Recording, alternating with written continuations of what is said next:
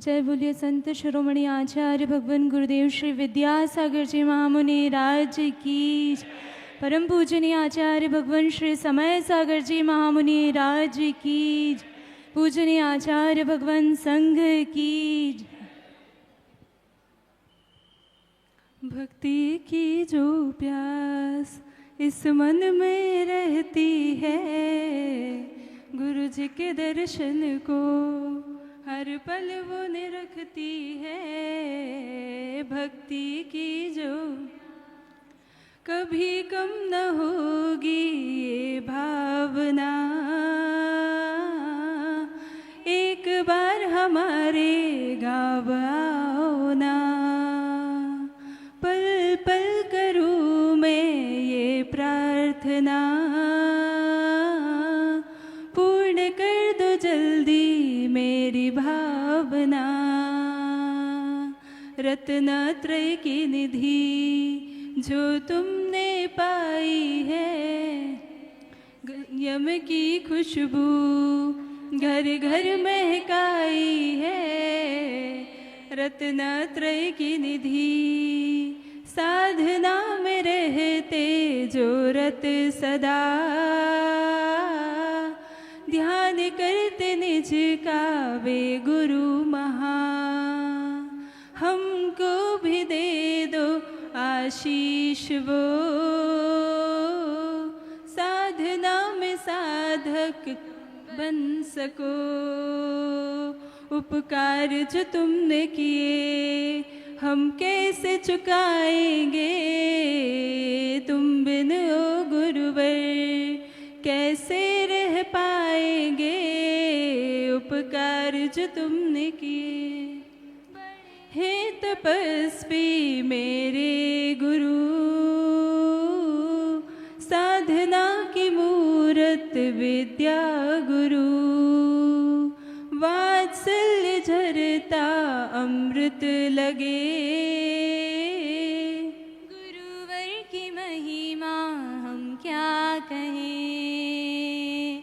स्वस्थ रहो हर पल आनंदमय यात्रा हो, मुक्ति तक साथ मिले हर क्षण तुम साथ रहो। स्वस्थ रहो हर पल मोक्ष के पथिक बन हम बढ़ चले। विघ्न बाधा मार्ग की सब टले, चलते चले जाए हम सभी। बन न जाए जब तक हम सिद्ध सम। भक्ति की जो प्यास इस मन में रहती है, गुरु जी के दर्शन को हर पल वो निरखती है। भक्ति की जो प्यास। नमोस्तु अच्युत नमोस्तु नमोस्तु नमोस्तु। दीप प्रज्वलन के क्रम में हम सभी लोग अब प्रवेश करेंगे। हमारे बीच में राजकुमार चौधरी जी साहिब उपस्थित हैं, जो कि जिनालय निर्माण में पूर्व से सहयोगी बने हुए हैं। साथ ही राजा भैया नरघैया से रोहित जी डिम्पल जी दीप प्रज्वलन के लिए आप निमंत्रित होंगे। आस्था से आए हुए प्रतिनिधि मंडल के 2 सदस्य आ जाए। थोड़ा सा व्यवस्था के क्रम में केवल 2 लोगों को निमंत्रित कर पाऊंगा। आप आकर के अपने पावन पुनीत हस्त कमलों से दीप प्रज्वलित करें। राजकुमार चौधरी जी साहिब आप उपस्थिति दर्ज कराएंगे। राजा जी हमारे बीच उपस्थित हैं, रोहित जी डिम्पल जी और आस्था जैन समाज का ये प्रतिनिधि मंडल। आचार्य भगवंत गुरुदेव श्री 108 विद्यासागर जी महामुनि राज के चित्र के समक्ष दीप प्रज्वलित करते हुए ये सुधीजन हम सबके बीच उपस्थित हैं। करतल ध्वनि की अनुमोदना हम सारे लोग गुंजारित करें। जोरदार तालियों की अनुमोदना। पप्पू भैया आप भी दीप प्रज्वलित करेंगे। आचार्य भगवंत गुरुदेव श्री 108 विद्यासागर जी महामुनि राज के चित्र के समक्ष दीप प्रज्वलित करते हुए समाज के सुधीजन यहाँ उपस्थित हैं। दीप प्रज्वलन कर हम सारे लोग अगले क्रम में प्रवेश करेंगे। मैं आग्रह करूंगा, हमारे बीच आस्था का जो प्रतिनिधि मंडल है हाथों में श्रीफल लेकर के गुरु चरणों में श्रीफल समर्पित करें। आस्था जैन समाज गुरु चरणों में अनुनय विनय लेकर के आई हुई है और बारंबार आग्रह कर रही है कि आस्था जैन समाज को भी चातुर्मास की कृपा प्राप्त हो। मालवांचल से ये आस्था जैन समाज गुरु चरणों में नमन करने के लिए उपस्थित हैं। आए और आकर के श्रीफल समर्पित करें। साथ ही आमंत्रित करूंगा राजा भैया नरगहिया वालों को, और रोहित जी डिम्पल जी श्रीफल समर्पित करेंगे, पप्पू जी श्रीफल समर्पित करेंगे। राजकुमार चौधरी जी हमारे बीच उपस्थित हैं। आपकी मातृश्री श्रीमती पुष्पा जी और श्रीमती संगीता जैन जी आमंत्रित हैं। आए आकर श्रीफल अर्पित करें।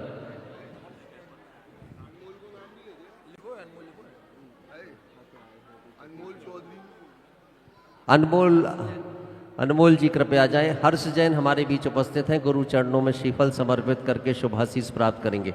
आप सभी लोग आ जाएं और पूज्य गुरुदेव को नमोस्तु निवेदित करें। अभी श्रीफल अर्पण करते हुए सारे सुधीजन यहाँ उपस्थित हैं। राजकुमार जी मातृश्री को लेकर के आप उपस्थित होंगे और गुरु चरणों में नमोस्तु निवेदित करेंगे। राजकुमार चौधरी जी साहेब जो कि पार्श्वनाथ दिगंबर जैन स्वर्ण मंदिर लाडगंज के महामंत्री पद पर रह करके सेवारत हैं और साथ ही तिलवारा घाट के जिनालय के भी एक विशेष सहयोगी हैं, गुरु चरणों में नमन करें। जयपुर से जो सुधीजन आए हैं गुरु चरणों में नमन करें।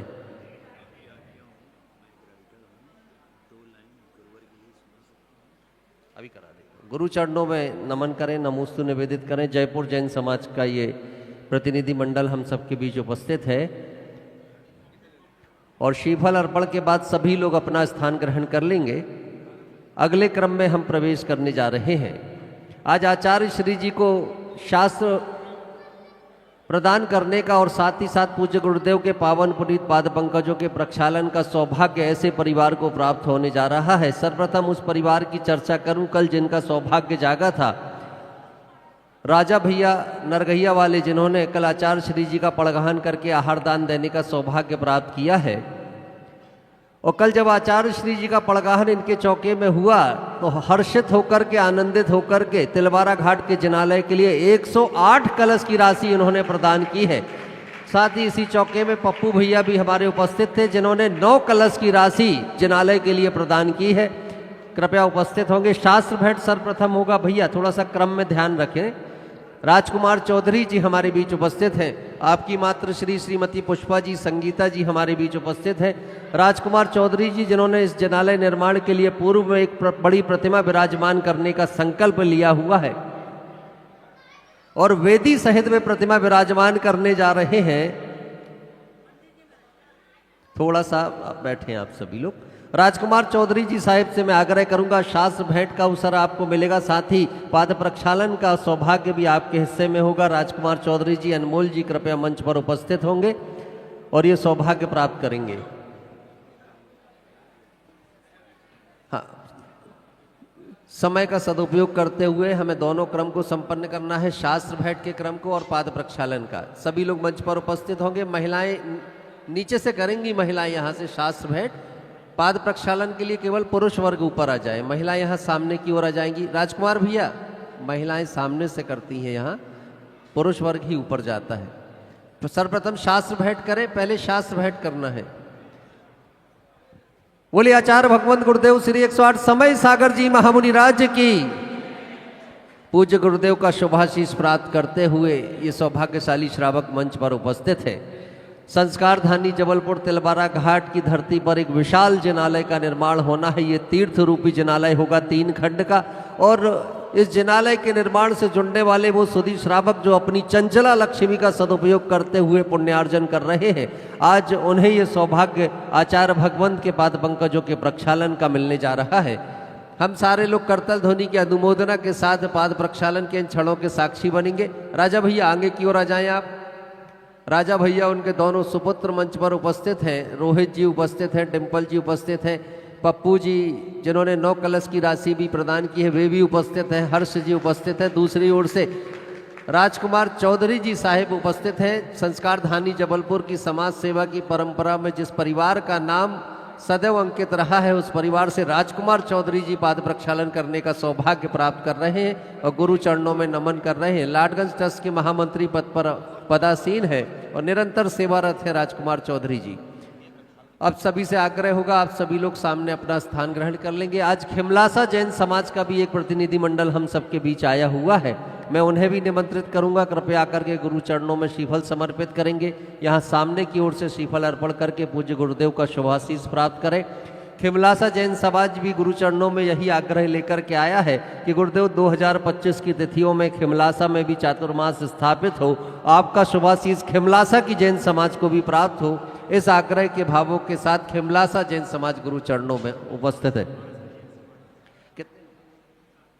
बांसा जैन समाज का भी एक प्रतिनिधि मंडल हम सबके बीच आया हुआ है।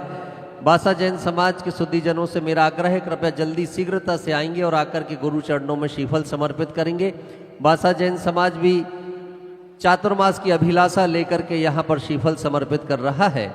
बांसा जैन समाज नमन करे गुरु चरणों में और श्रीफल समर्पित करे। बाकी सभी लोग ससम्मान विराजित हो जाएं, अपना स्थान ग्रहण करें। जल्दी से सभी लोग बैठ जाएं और ये गंधोदक वितरण यहाँ भी बंद कर दें, ये थोड़ा सा व्यवस्था बनी रहे, ये वितरण बंद कर दें। यहाँ पे सभी लोग विराजित हो जाए, अपना स्थान ग्रहण करेंगे। बांसा जैन समाज गुरु चरणों में नमन कर रही है। जल्दी आ जाए भैया, थोड़ा सा समय सुबह का हमारा सीमित होता है, सारी गतिविधियां जल्दी संचालित करनी होती है, तो आप सभी श्रीफल अर्पण करके पूज्य गुरुदेव का शुभाशीष प्राप्त करें। आज आचार्य श्री जी की महापूजन में अष्टद्रव्य समर्पित करने का सौभाग्य आस्था की जैन समाज को प्राप्त होने जा रहा है। आस्था जैन समाज का प्रतिनिधि मंडल उपस्थित है, गुरु चरणों में वहीं से नमोस्तु निवेदित करें। और प्रतिभा मंडल की सभी सम्मानीय दीदी जी से मेरा आग्रह होगा कि आप पूजन को संपन्न कराने की का अनुग्रह करें। सभी दीदी जी से आग्रह। जय बोलिए विश्व वंदनीय सर्वहितकारी परम वीतरागी आचार्य परमेश्वर भगवंत गुरुदेव श्री विद्यासागर जी महामुनि राज की जय। अध्यात्म योगी आत्म अन्वेषी समय शिरोमणि आचार्य परमेश्वर गुरुदेव श्री समय सागर जी महामुनि राज की जय। पूजनीय वंदनीय आचार्य भगवान संघ की जय। क्यों भटके मन बावरे, क्यों तू रोता है, क्यों भटके मन बावरे, क्यों तू रोता है। आचार्य श्री जी का बालक हो, क्यों धीरज खोता है। तू रख विश्वास ओ प्यारे, वो पल पल साथ है तेरे। तू रख विश्वास ओ प्यारे, वो हर पल साथ है तेरे। आचार्य श्री जी के चरणों में हम झुका रहे अपना माथा, जिनके जीवन की हर चर्या बन पड़ी स्वयं ही नवगाथा। जय रागम का वह सुधा कलश जो बिखराते हैं गली गली, जिनके दर्शन को पा करके खिलती मुरझाई हृदय कली। तू नित्य लगा बस एक अर्जी, और छोड़ गुरु पर तू मर्जी। तू नित्य लगा बस एक अर्जी, और छोड़ गुरु पर तू मर्जी।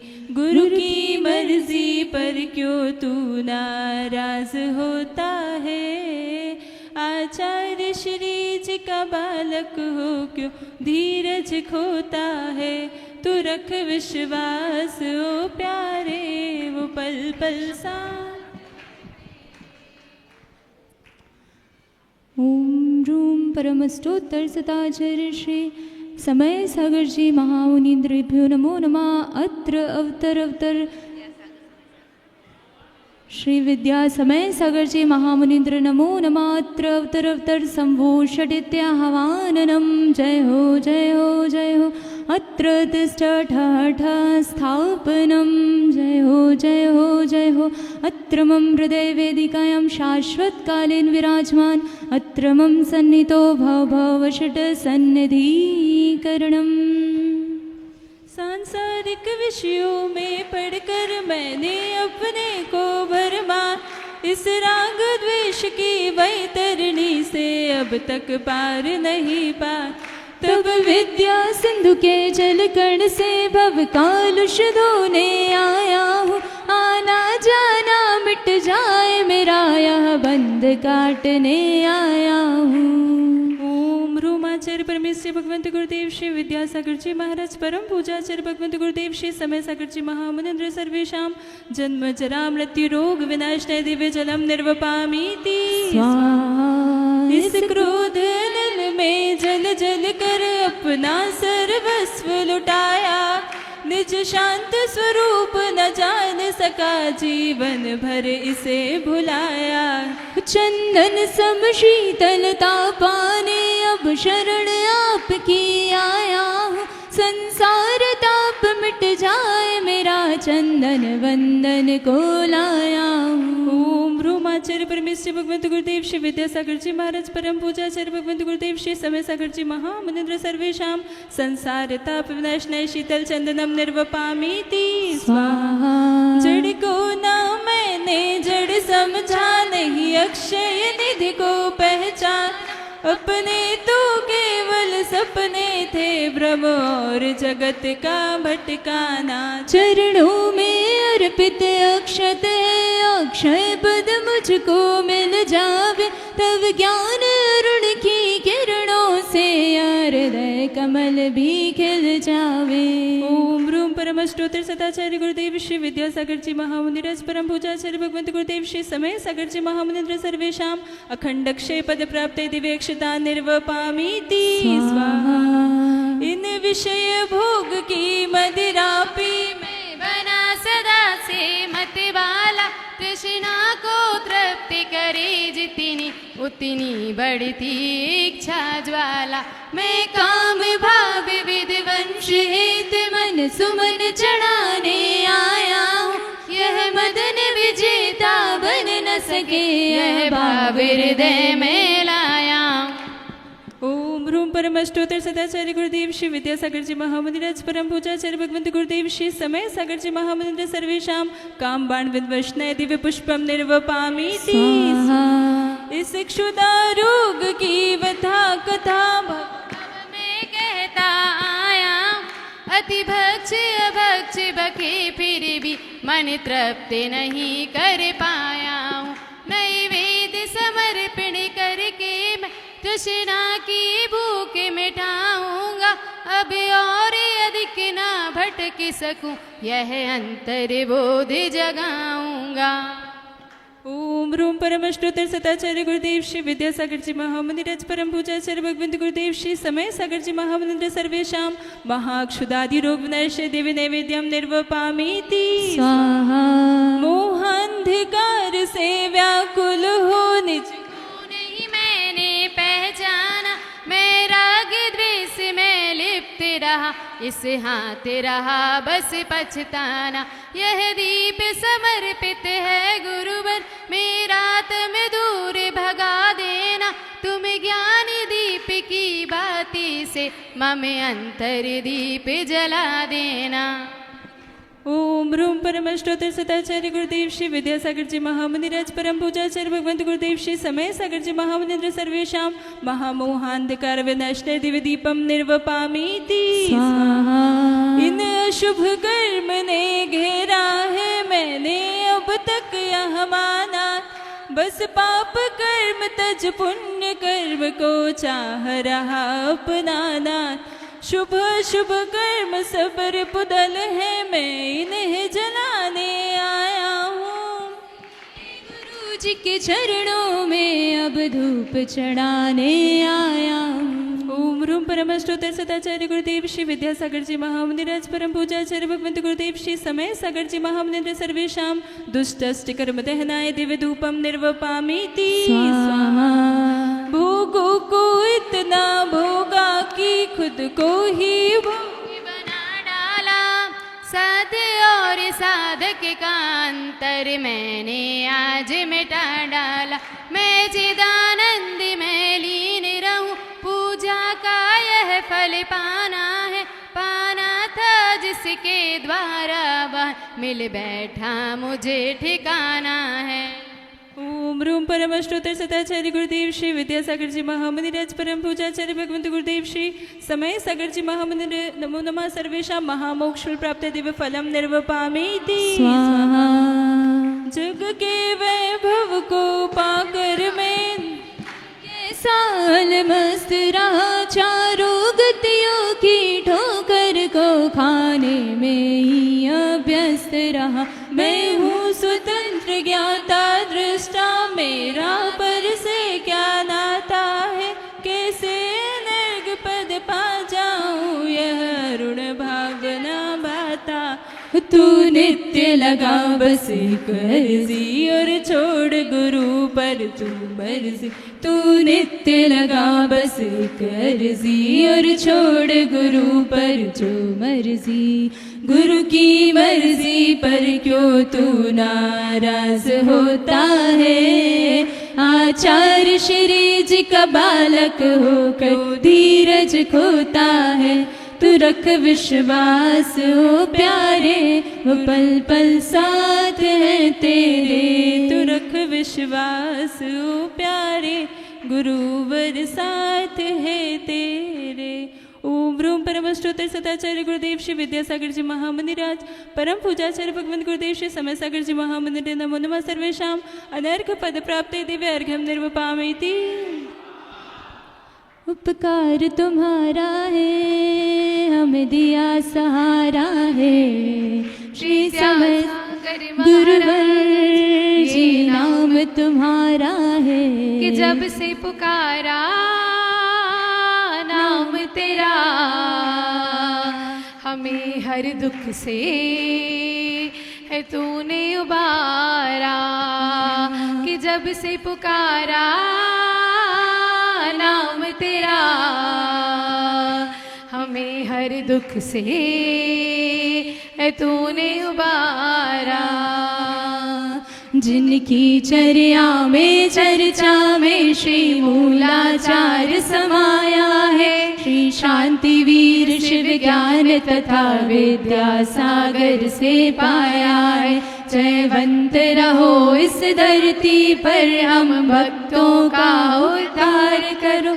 आचार्य समय सागर गुरुवर, वसुधर्व अर्घ स्वीकार करो। भावों की निर्मल सरिता में अवगाहन करने आया हूँ, सबका सारा दुख दर्द हरो यह अर्घ भेंटने आया हूँ। हे तपो मूर्ति है आराधक, योगीश्वर है महासंत, यह अरुण कामना देख सके युग युग तक आगामी बसंत।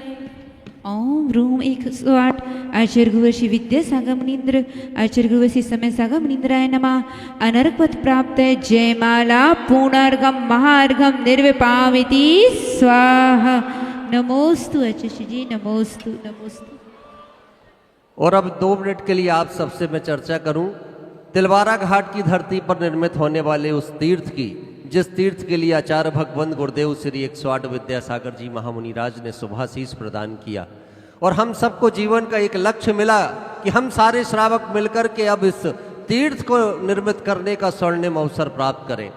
जब कहीं कोई तीर्थ बन रहा हो तब मैं आग्रह आप सबसे करूंगा कि कम से कम एक शिला दान करके तीर्थ के निर्माता होने का अवसर हम सारे लोग जरूर प्राप्त करें। मात्र 5100 रुपये राशि की ये शिला होगी और ये शिला दान करके एक तीर्थ के निर्माण के सहयोगी आप सभी लोग कहलाएंगे। हमारे कार्यकर्ता आपके बीच में है, जिन्हें भी शिला दान करनी है वो अपने नाम पहुंचा देंगे। ये छोटी सी राशि और पुण्य कितना बड़ा आपके जीवन का कि एक तीर्थ के निर्माण में आप सहयोगी बनने जा रहे हैं। हम ऐसे तीर्थ के दर्शन करने का सौभाग्य भी अपने जीवन में प्राप्त करने जा रहे हैं, जिस तीर्थ के निर्माता होने का अवसर आपको मिलेगा। आपके द्वारा प्रदान की गई शिलाओं के माध्यम से उस तीर्थ का निर्माण होगा। मैं आप सबसे आग्रह करूंगा कि आप सारे लोग भाव बना करके शिलाएं जरूर दान करेंगे। महिलाओं से भी मेरा आग्रह होगा, एक एक शिला दान करके आप भी तीर्थ निर्माण का पुण्य संचित कर सकती हैं। आप आज घोषणाएं करें, राशि देने के लिए आपके पास समय है, दिन 2 दिन, आप जब चाहें अपनी सुविधा से राशि दे सकते हैं। आप सारे लोग शिला दान करके तीर्थ के निर्माण का सौभाग्य प्राप्त करें, ये आग्रह आप सभी से होगा। बाहर से जितने प्रतिनिधि मंडल आए हैं, मेरा विनम्रता पूर्वक निवेदन होगा कि तीर्थ के निर्माण से आप सबको जुड़ना होगा और जिनेंद्र भगवान का तीर्थ बने तो आपकी चंचला लक्ष्मी का सदुपयोग भी उस तीर्थ के निर्माण में अवश्य हो। इस भाव के साथ सभी लोग शिलाएं जरूर समर्पित करेंगे। जिनके नाम आ जाएंगे 1-2 मिनट में, उन नामों का वाचन करके इसको हम विराम दे देंगे। मेरा आग्रह है, जिनका भी मन बनता हो वो शिला दान के लिए अपनी स्वीकृति अवश्य प्रदान करेंगे, अपने नाम यहाँ तक संप्रेषित कर देंगे। राशि बहुत छोटी है, भाव बड़ा होना चाहिए कि तीर्थ के निर्माण में आप शिलादान दे रहे हैं। 5100 रुपये राशि के माध्यम से शिलादान करके तीर्थ के निर्माता होने का अवसर आप सभी लोग प्राप्त कर सकते हैं। मात्र मिनट 2 मिनट का समय इसके लिए आरक्षित है, उसके बाद ये क्रम विराम ले जाएगा। गुरु जी भक्त मंडल आस्था से हमारे बीच आया हुआ है। इन्होंने एक शिलादान करने का संकल्प गुरु चरणों में लिया है। उनके भावों की हम सभी लोग अनुमोदना करते हैं। परम पूज्य आर्का श्री 105 अनंतमती माता जी की गृहस्थ जीवन की बहन शशि दीदी वर्गी से पेट्रोल पंप वाला ये परिवार है, आपकी ओर से भी एक शिलादान करने का संकल्प लिया गया है। देखिए, ये क्षण ऐसे हैं जिन क्षणों में हम सारे लोग सातिशय पुण्य संचित कर रहे हैं, किसी तीर्थ के निर्माता होने का सौभाग्य प्राप्त कर रहे हैं। तो मेरा आग्रह है, अंतिम 10-20 सेकंड का समय है, फिर क्रम विराम ले जाएगा। जिनके नाम यहाँ आ जाएंगे उन नामों का वाचन यहाँ से हो जाएगा। तो जिन्हें भी शिलाएं समर्पित करना है जल्दी से अपने नाम पहुंचा देंगे। अंतिम 5-10 सेकंड का समय है, उसके बाद ये क्रम विराम लेगा। चक्रेश भैया, समय कम है, जिनके नाम आ जाए जल्दी देना, उसके बाद सबके नाम सूचीबद्ध करके बाद में घोषित कर देंगे। अब जो भी नाम आ रहे हैं बाद में उसकी घोषणा की जाएगी।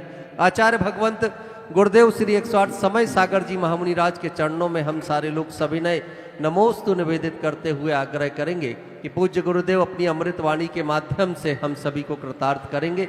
नमोस्तु गुरुदेव।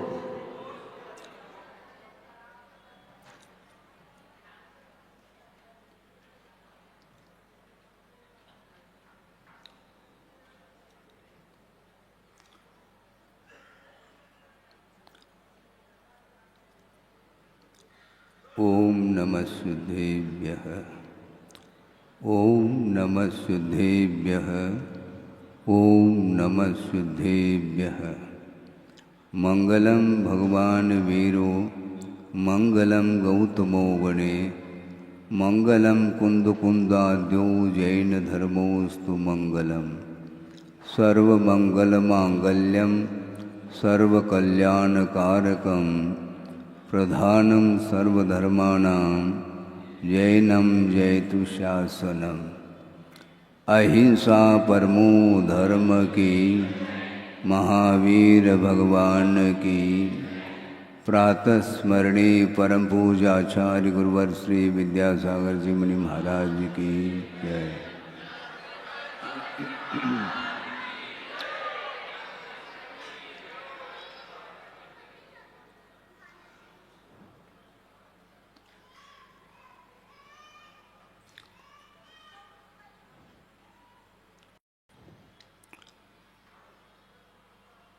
जैन धर्म की विशेषता आगम के माध्यम से स्पष्ट हो सकती है। हालांकि वह धर्म अखंड है,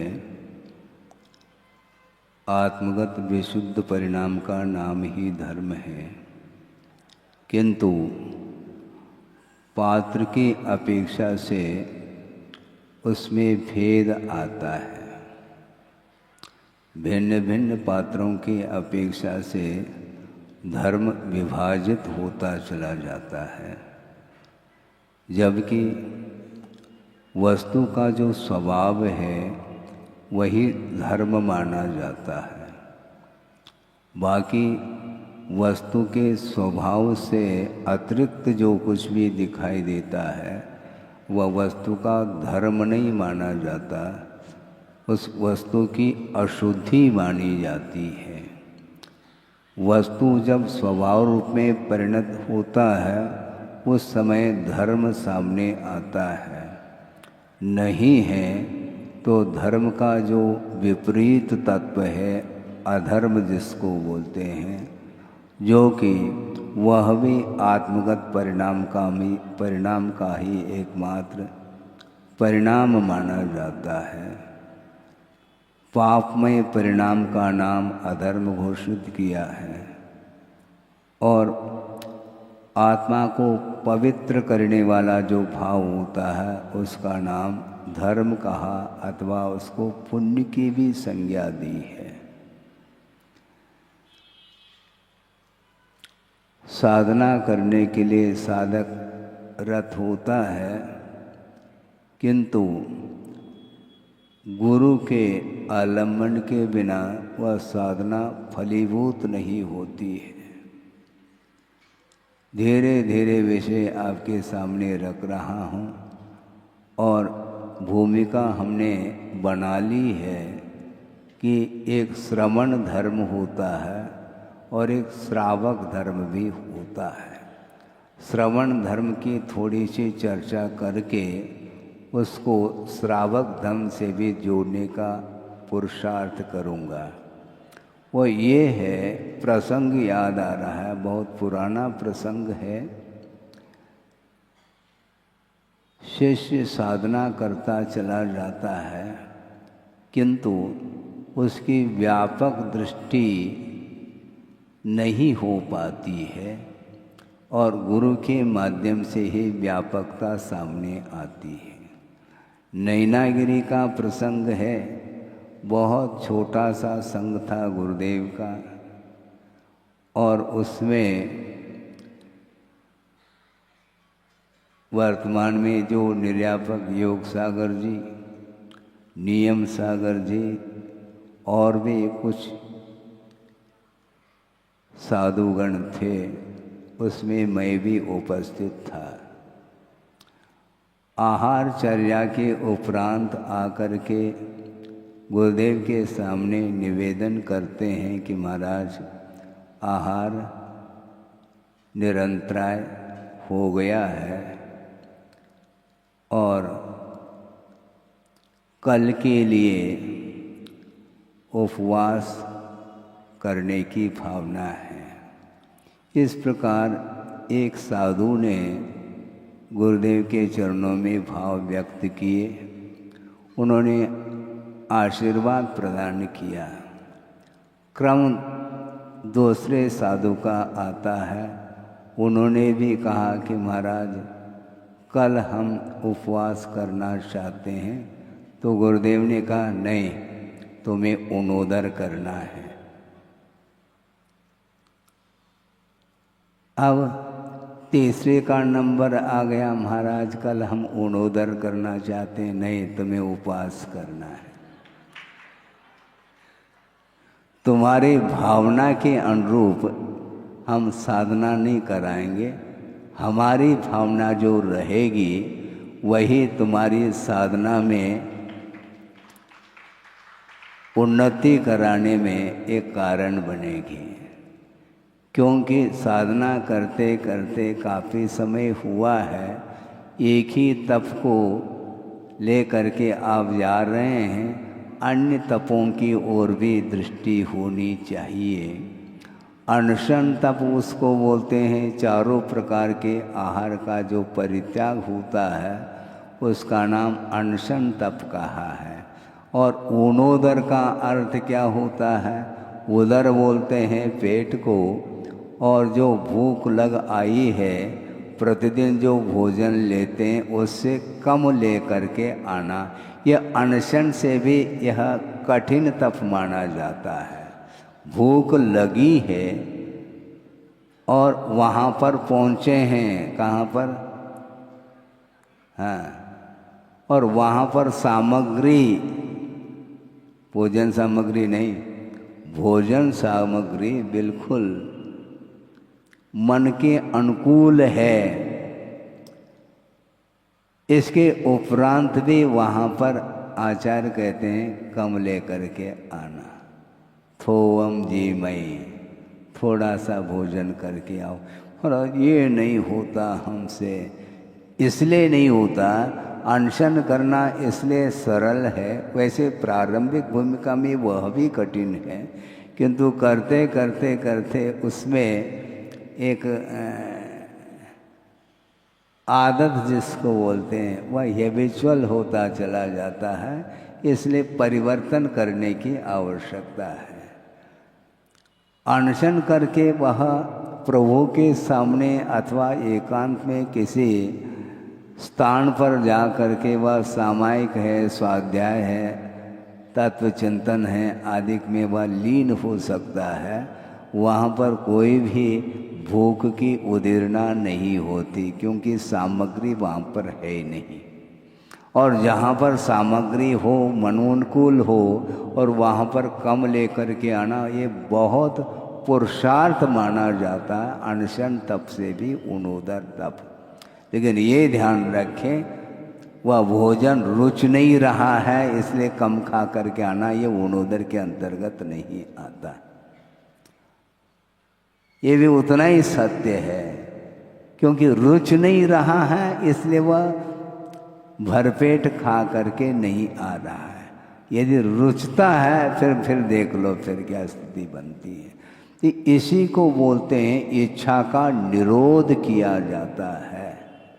और इच्छा का निरोध जो होता है, सामने वस्तु उपस्थित हो उसके उपरांत भी मन के ऊपर नियंत्रण रखना, ये बहुत बड़ा पुरुषार्थ माना जाता है। इसलिए गुरुदेव ने कहा तुम्हें अनशन नहीं करना, बहुत दिन से करते आए हो, इसलिए ऊर्ध्वर तप करो। और एक को कहते हैं तुम रस परित्याग करो और भरपेट भोजन करके आना है तुम्हें। रस परित्याग, नीरस भोजन करना और फुल डाइट है, ये कैसा होगा महाराज? ये इसी का नाम तो तप है। गुरुदेव ने ये कहा था सामने सामग्री उपस्थित हो और उसके प्रति आसक्ति न हो, यह इच्छा का निरोध माना जाता है। और उन्होंने बहुत अच्छा प्रासंगिक उदाहरण दे करके इसको पुष्ट किया था। वो उदाहरण ये है कि मान लो पशु है, गाय है और कोई भी है, और वहाँ पर उसके लिए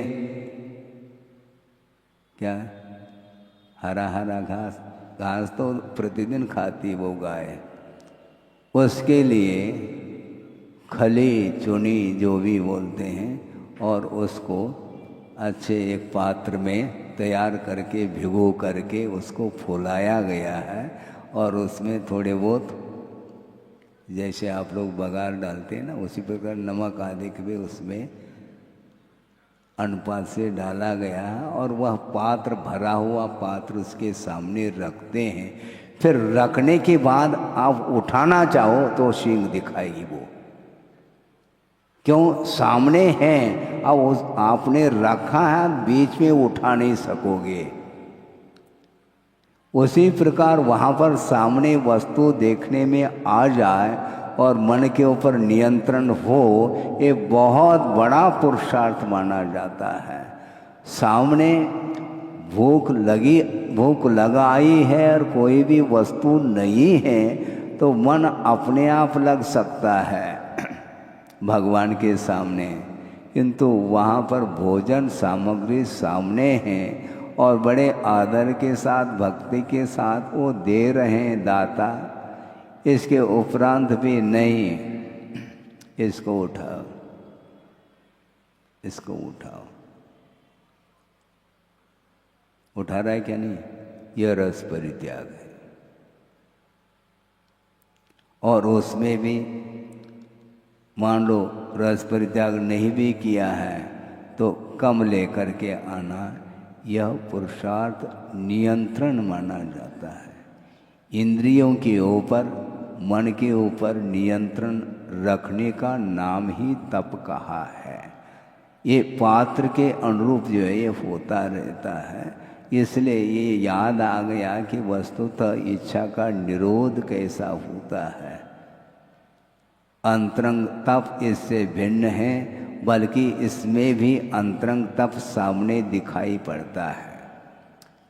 कहने के लिए तो यह बाह्य तप माना गया है, किंतु उसके प्रति जो आसक्ति का जो भाव आ सकता है उसको रोका जा रहा है।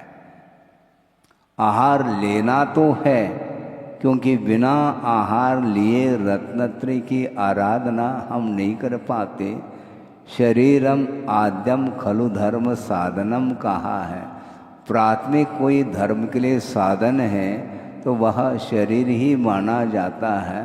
इसलिए शरीर के लिए अनुकूल सामग्री हो, ये भाव मन में आ सकता है। मन में क्या नहीं आता है? जो नहीं आना चाहे वह भी आता चला जाता है। तो इसीलिए गुरुदेव की दृष्टि उस ओर जाती है। तुम कर्म निर्जना करना चाहते हो तो जैसा मैं कहता चला जाता हूँ वैसा कर ले, हाँ, अपने मन के अनुरूप नहीं, क्योंकि तुमने धारणा बना ली। यहाँ तक उन्होंने कहा था कि उपवास की पहले से ही पूर्व धारणा बना करके निवेदन करते हो, महाराज मैं कल उपवास करना चाहता हूँ, ये तो ठीक है, किंतु मैं कभी भी सडनली आपके लिए कह सकता हूँ तुम्हें आज उपवास करना है, उस समय भी तैयार होना चाहिए। पूर्व धारणा नहीं है, धारणा के बाद फिर पारणा की बात आती है। ये धारणा पढ़ना तो ये स्वयं जो है आप करते आए हो, ये परीक्षा है। कभी भी मैं कह सकता हूँ आज अनोदर करना है, आज रस परित्याग करना है, आज अनशन करना है, उस समय भी मन में किसी भी प्रकार से कोई विकल्प नहीं आना चाहिए। इसको बोलते हैं तप की पूरी तैयारी। मौसम देख करके तप करना प्राथमिक भूमिका में अच्छा है, नहीं करने की अपेक्षा। प्राथमिक भूमिका है वह प्राइमरी है स्टेज पे, इसलिए धीरे धीरे अनुकूलता देखते हुए आगे बढ़ता है, इसमें कोई बाधा नहीं है। किंतु जो प्रौढ़ हुआ है उसको और प्रौढ़ बनाने के लिए गुरुदेव सोचते हैं तुम नहीं सोचो, मैं सोच रहा हूँ तुम्हारे लिए।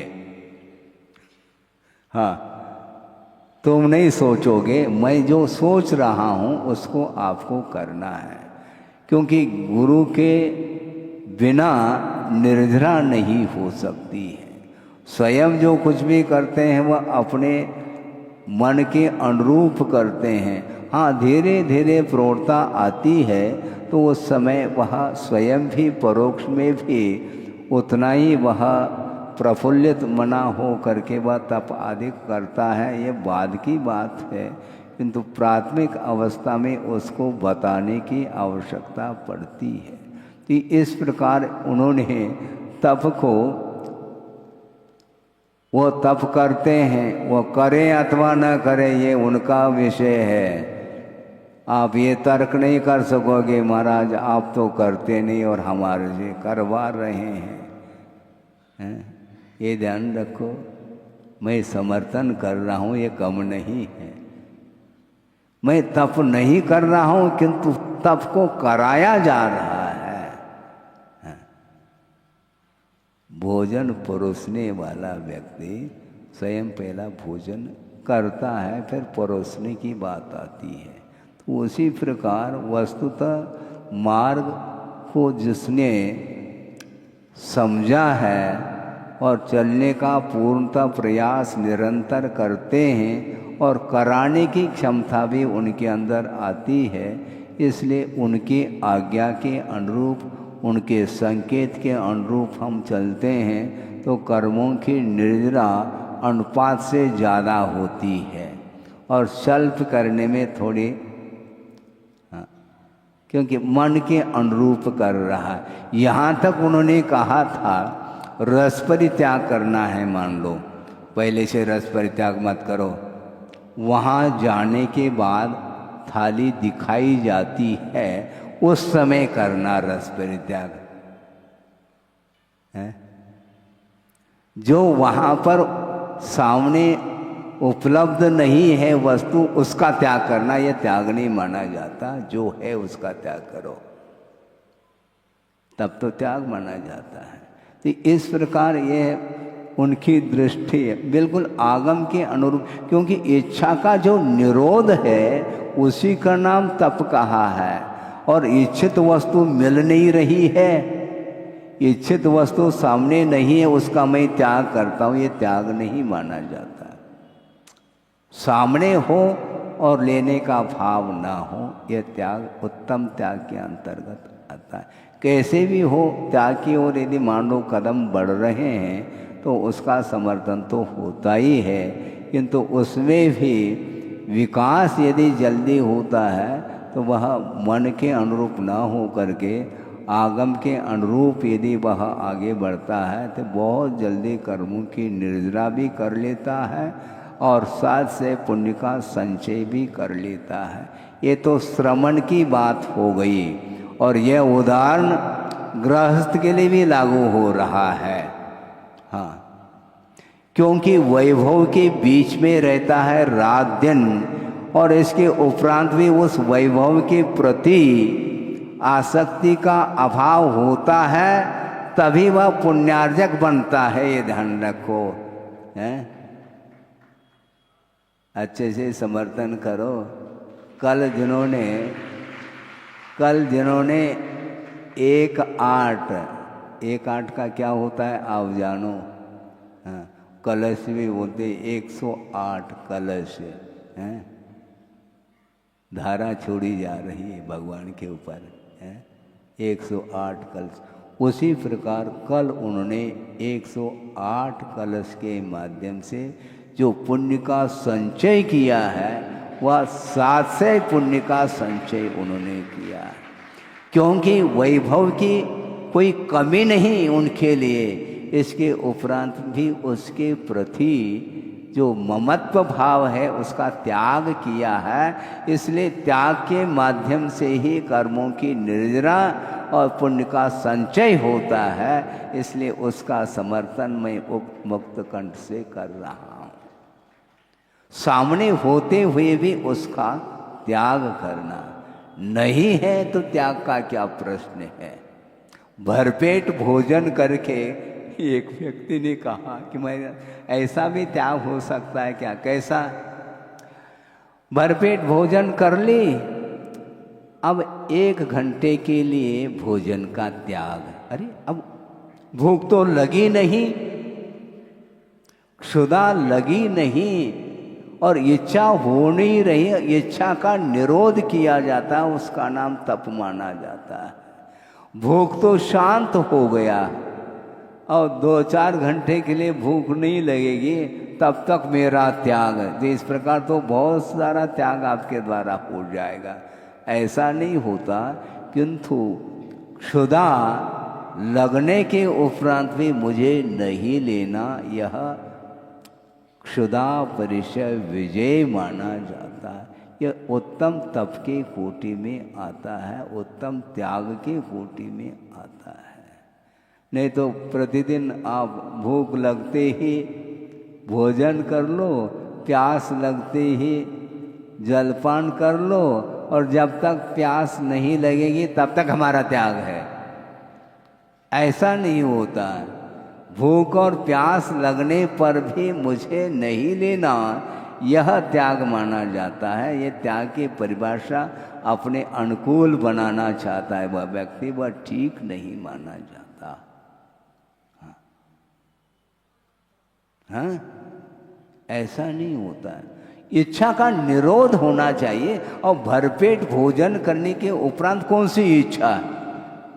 क्योंकि उस समय उसने कहा कि बस बस बस कर दिया, इसका तो गुंजाइश नहीं है। अब कौन सी इच्छा रहेगी तुम्हारी? फिर हमारा तप हो जाएगा। ऐसा नहीं। पेट खाली हो, कंठ सूख रहा हो, प्यास भरपूर लग आई हो, उसके उपरांत भी मुझे नहीं लेना।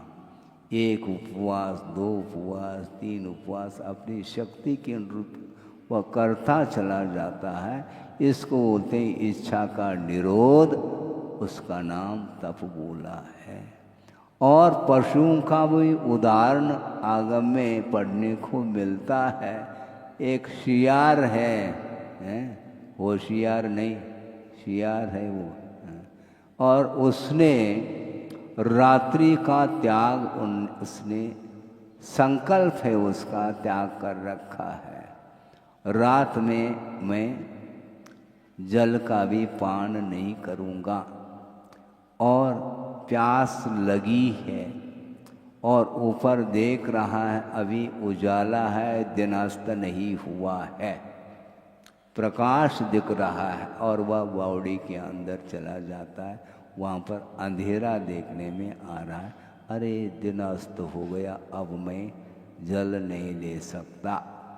ऊपर आ जाता है, अरे अभी दिन दिख रहा है, फिर चला जाता, वहाँ पर अंधेरा देखने में आ रहा है। इस प्रकार बार बार करके उसके प्राण विसर्जित हो जाते हैं, किंतु उसने संकल्प को नहीं तोड़ा है। एक पशु होने के उपरांत भी वो अकेला था, ये ध्यान रखो।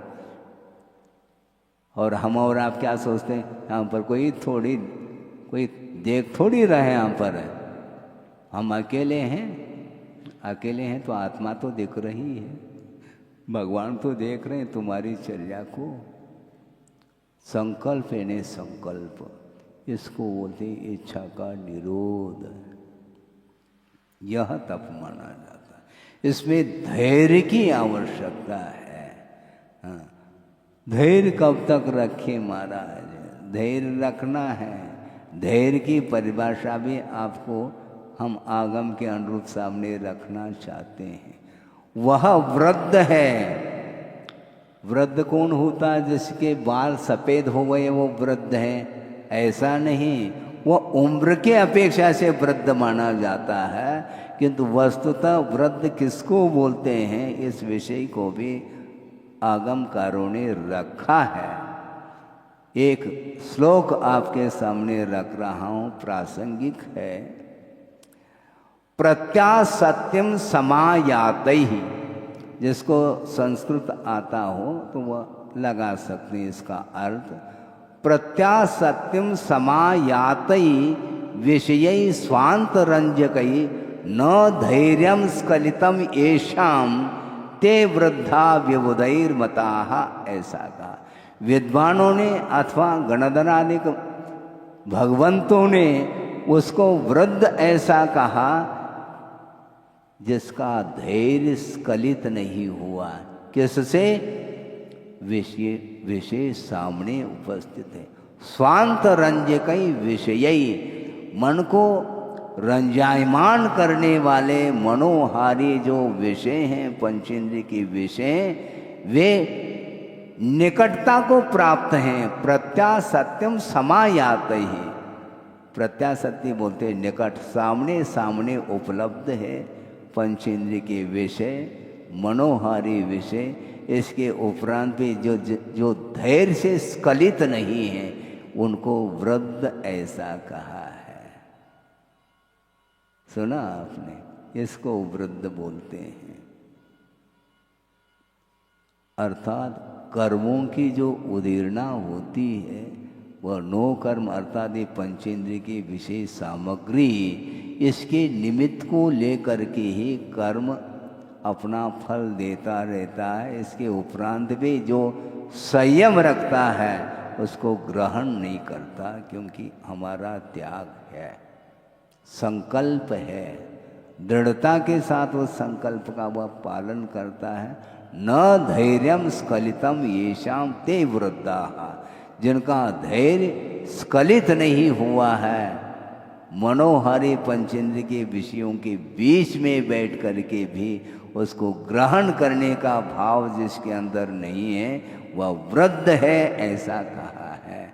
इसलिए वृद्ध की सेवा करने के लिए आचार्य महाराज कहते हैं, और उनके बराबर कोई वृद्ध है ही नहीं संग में। हाँ। उनका धैर्य बहुत अद्भुत अनूठा धैर्य उनका, किसी से प्रभावित नहीं होना। हाँ।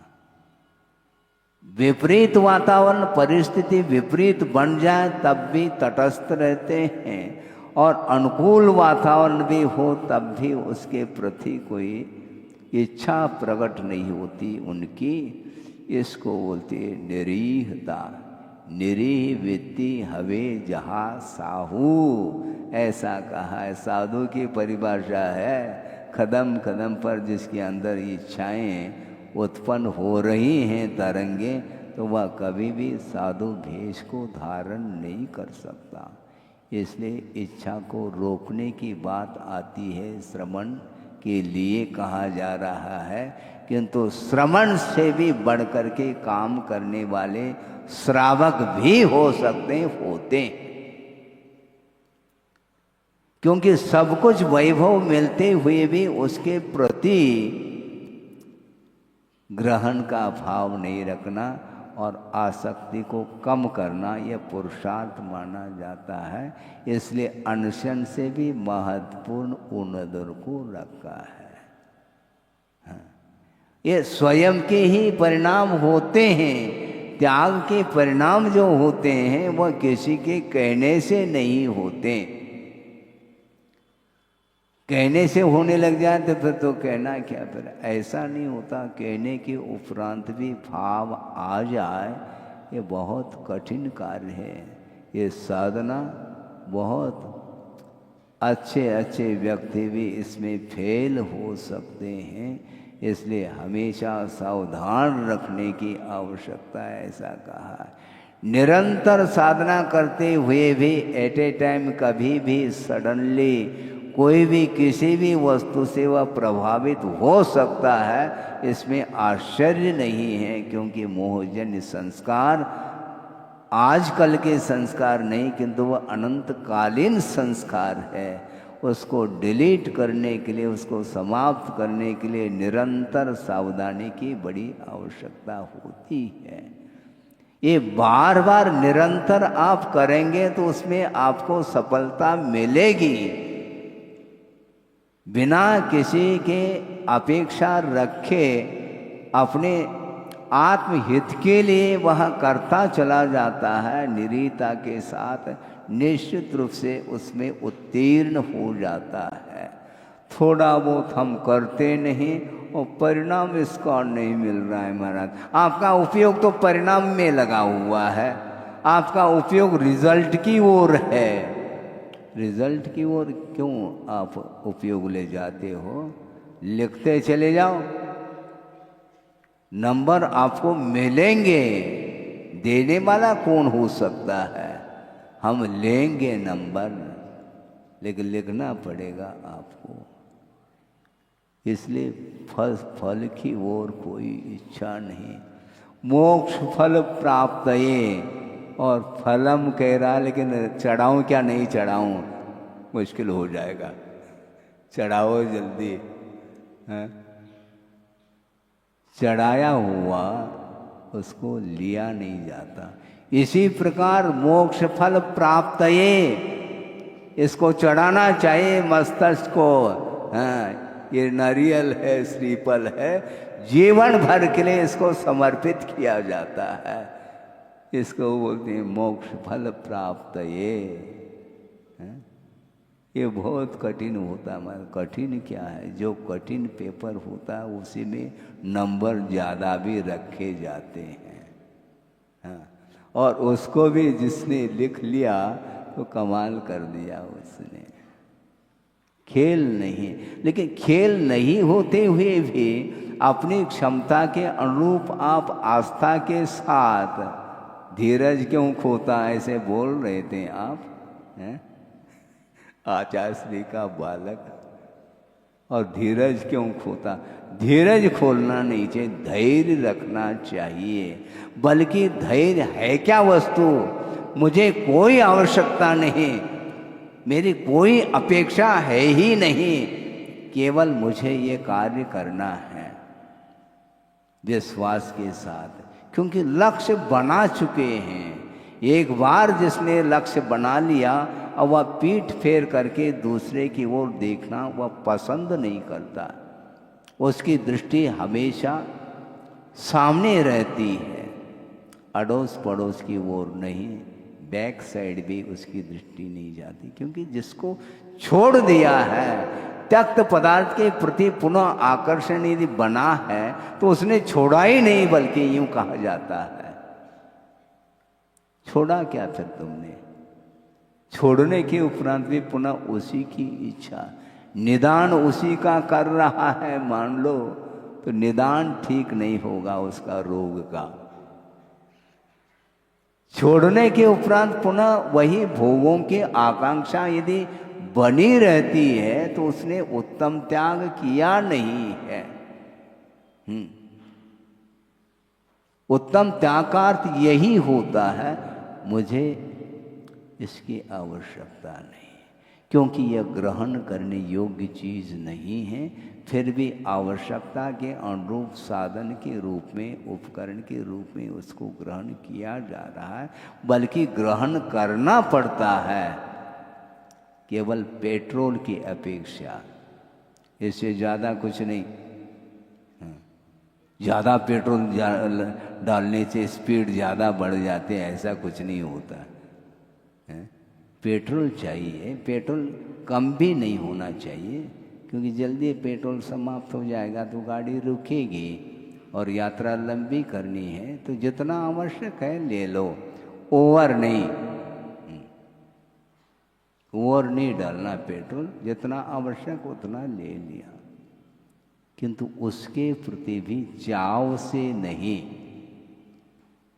हाँ, चाव क्यों? लेने के लिए कहा ले लो ना, ले रहे हैं बस हो गया काम। उसके प्रति लगाव क्यों? उसमें आनंद नहीं आना चाहिए, क्योंकि वह साधन है। साधन में क्यों आनंद ले रहे हो तुम? साधन में आनंद आता है, साधन में नहीं आता।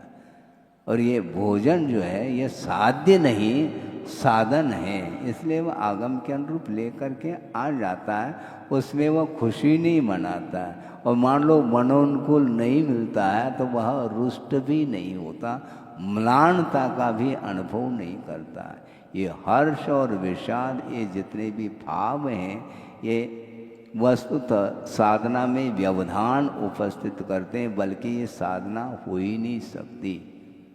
इसलिए गुरुदेव की दृष्टि हमेशा उस ओर जाती है कि जल्दी से जल्दी साधक का विकास होना चाहिए।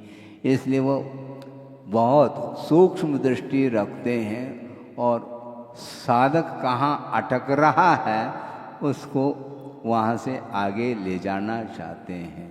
क्योंकि साधक इसलिए अटक रहा है क्योंकि वह स्वयं कर रहा है, इसलिए अटक रहा है, उसकी गति आगे बढ़ नहीं रही है। इसलिए वो कहते हैं तुमने तो इतना कर ही लिया। एक सज्जन आए गुरुदेव के सामने, महाराज रात्रि भोजन नहीं छोड़ पा रहा हूँ। अच्छा, कोई वादा नहीं, आप कितने दिन बाहर जाते हो? महाराज ज़्यादातर तो मैं बाहर ही जाता हूँ, और बहुत ही कम समय होता है मैं घर में रहता हूँ। ऐसा करो, कैसा करो महाराज? महाराज मैं लेने का अवसर ही नहीं मिलता। जब लेने का अवसर मिलता है उतने दिन के लिए छोड़ दो, क्योंकि बाकी तो आप लेते ही नहीं रात में। प्रायः मैं रात में नहीं लेता महाराज, तो प्रायः नहीं लेते हैं तो लेना जो पड़ता है 2-4 दिन के लिए, उतना मेरे तरफ से छोड़ दो। क्या दिक्कत है आपको? क्योंकि आप वैसे ही नहीं ले रहे हैं तो मेरे तरफ से 4 दिन का त्याग कर लो ना, दिक्कत क्या है? महाराज महीने भर में मुश्किल से 1 आध बार लेना पड़ता है, तो संकल्प ले लो। महीने में 1 दिन का लेना पड़ा, 1 दिन का संकल्प ले लो, बाकी दिन तो आप वैसे ही नहीं ले रहे हैं, इसलिए संकल्प ले लो तो ज़्यादा अच्छा। तो उन्होंने संकल्प ले लिया। ऐसा ही होता, मन जो है ना बहुत बार बार विकल्प में उलझा रहता है, उसको समझाने की आवश्यकता पड़ती है। और इसी प्रकार थोड़े बहुत मोटिवेट करके तो उसको आगे बढ़ाया जाता है। इसलिए कर्मों की उदीरना जो होती है वह पंचेंद्रिय के विषयों के कारण उसकी उदीरना होती है। आप यहाँ पर बैठे हैं सभा में, आप प्रवचन सुन रहे हैं, आपका उपयोग किधर है महाराज? पूछेंगे तो क्या बताएंगे आप? महाराज जो आप बता रहे हैं उसी में हमारा उपयोग लगा है। यहाँ पर कोई थाली दिख नहीं रही है और आप किचन में पहुँच जाए और इस प्रकार बैठे रहें, मुझे विश्वास नहीं है। क्योंकि जो रसोई घर में पहुँचा है वह निश्चित रूप से वह लेगा, पक्की बात है। क्योंकि सामने सामग्री हो और न लें बहुत कठिन होता है। कोई किराना दुकान है मान लो, गोली बिस्किट आदि आदि हैं, तो वह पुड़िया बंद करके दे रहा है और एक बिस्कुट मुख में ले लेते, क्योंकि सामने है। इसलिए सामने खाद्य वस्तु हो और लेने का ग्रहण करने का भाव न हो, बहुत कठिन होता है। हाँ, तो इसीलिए वस्तुतः देखा जाए ये सब कठिन तो है। ये कठिन क्यों है महाराज, इसका उत्तर भी आगम से हम देना चाहते हैं। क्योंकि जो दुर्लभ वस्तु होती है वह कठिनाई से ही प्राप्त होती है। धर्म की आराधना आप आनंद के साथ करना चाहो तो संभव नहीं है। कूलर, क्या कूलर है? उस समय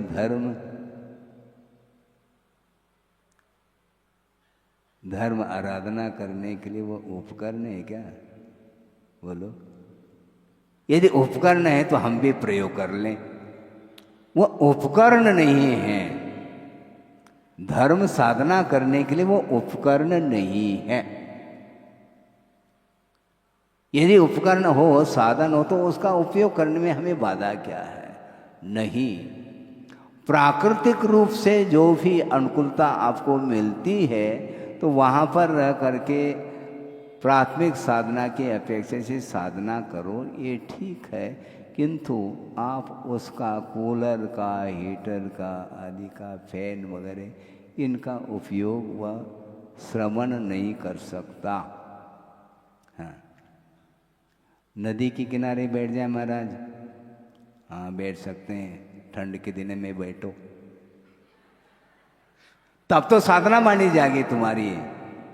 शीतावकाश, ठंड के दिन में, वर्षा ऋतु में बारिश हो रही है और नदी के किनारे लहर चल रही है, शीतकाल में, पौष मास में, अब रहो ना।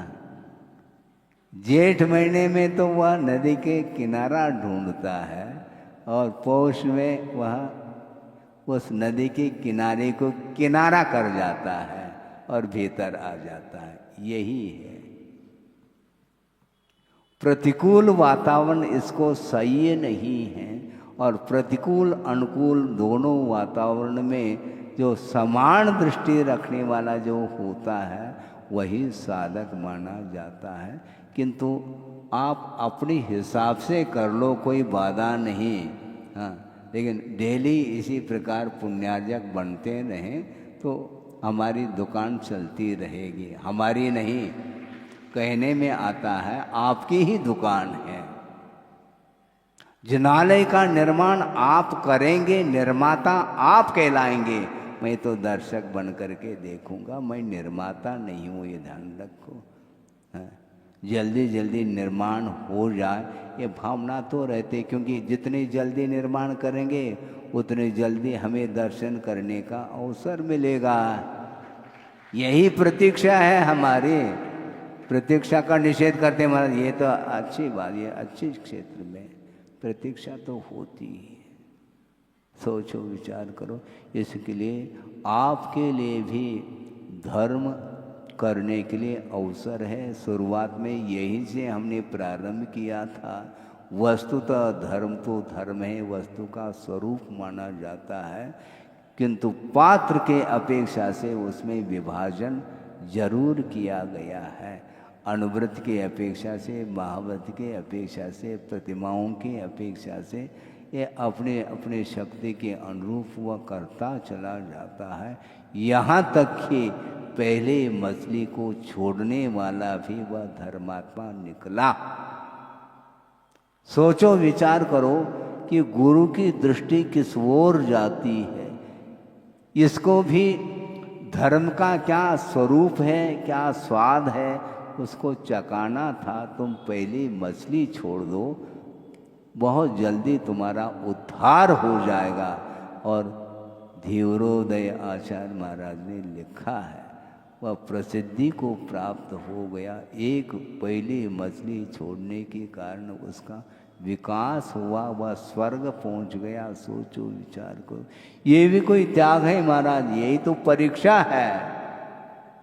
त्याग बहुत नॉमिनल लग रहा है आपको, ये सामान्य, ये कोई त्याग है क्या? पहली मछली छोड़ो का इसका अर्थ अन्य मछलियों का समर्थन नहीं किया, क्योंकि उसका जीवन उसके बिना चलता ही नहीं था।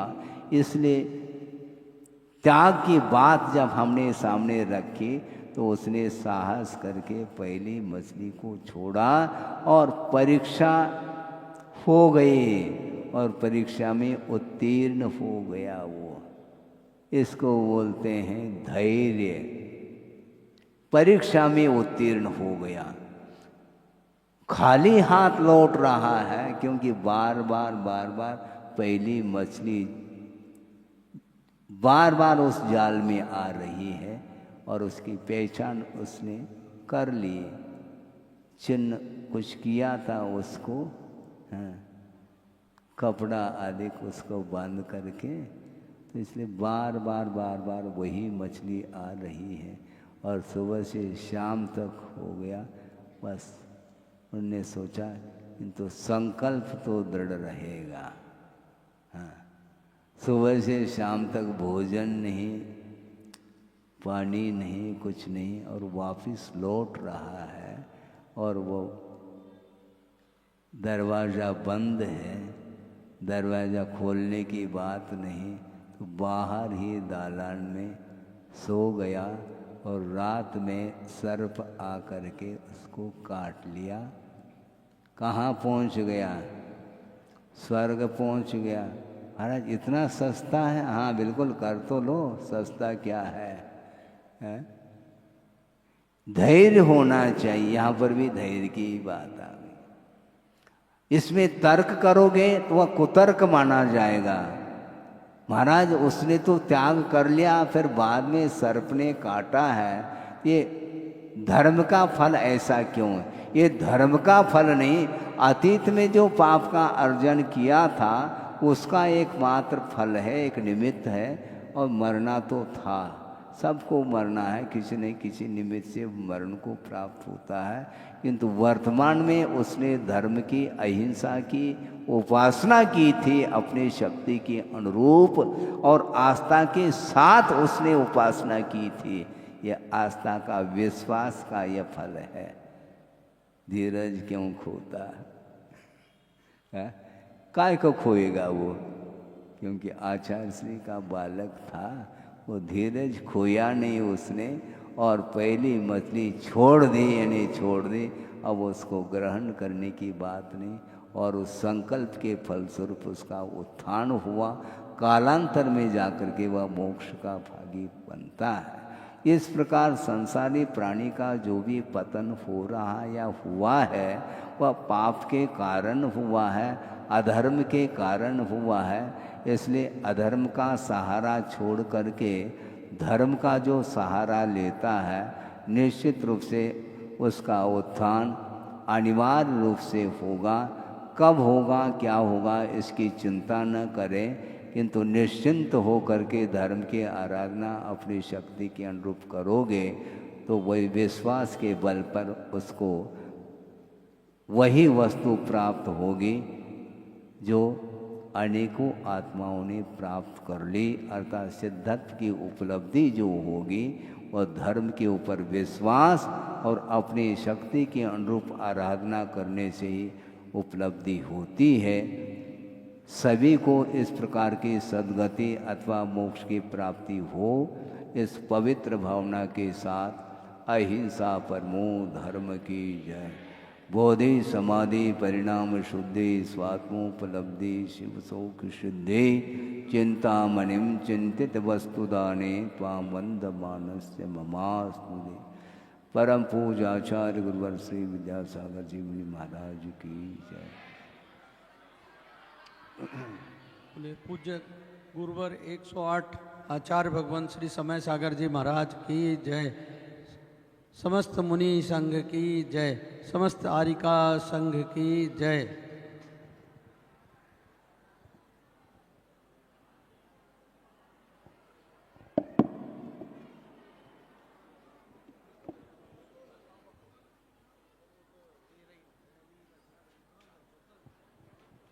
रैली पटनागंज से जैन पंचायत ट्रस्ट गौशाला महिला मंडल के प्रतिनिधि आचार्य श्री के चरणों में नमोस्तु करते हुए आप सभी से निवेदन है कि भोजनशाला लाडगंज जैन मंदिर में शुद्ध भोजनशाला रखी गई है और जो रैली पटनागंज से प्रतिनिधि मंडल जहाँ जहाँ से भी आए हुए हैं उनसे निवेदन है कि वो आहारचर्या के पश्चात आचार्य श्री को श्रीफल भेंट कर देंगे। धन्यवाद।